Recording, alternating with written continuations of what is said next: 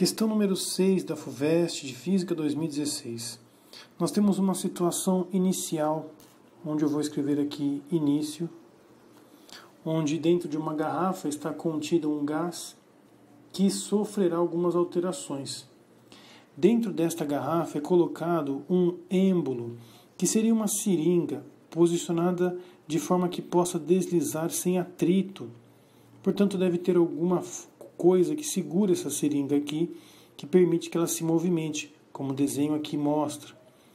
Essa movimentação só é possível se o gás que está aqui contido sofrer alguma alteração.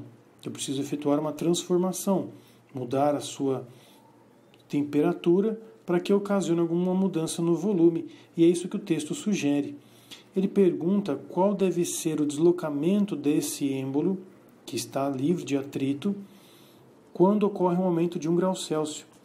Portanto, 28 graus Celsius deve ser a temperatura final da minha história, e a pergunta seria o volume final, uma vez que nós temos que determinar o deslocamento deste volume que ocorreu, pois houve alguma expansão. E também é importante mencionar que quando esse êmbolo se move sem atrito, nós podemos afirmar que ocorre uma transformação isobárica. Este conceito da termodinâmica é muito importante aqui. Isobárica, ou seja, pressão constante. As pressões, tanto interna quanto externa, serão sempre as mesmas.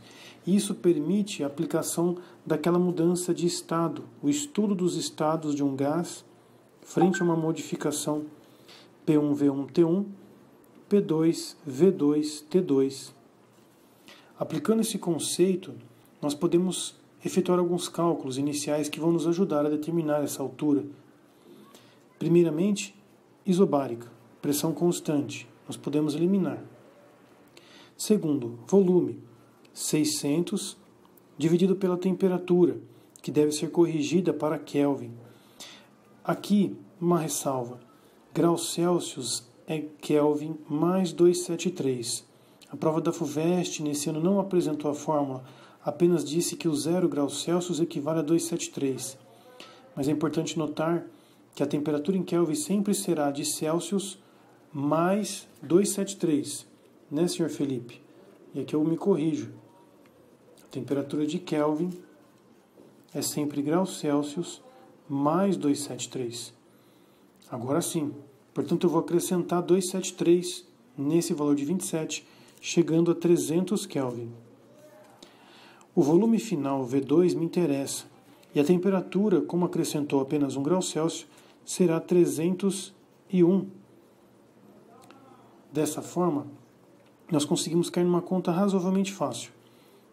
Nós temos uma proporção aqui 2:1 do volume, portanto o volume final deve ser 2 vezes 301, 602 centímetros cúbicos. Essa seria a aplicação da termodinâmica. Agora, temos um problema geométrico aqui.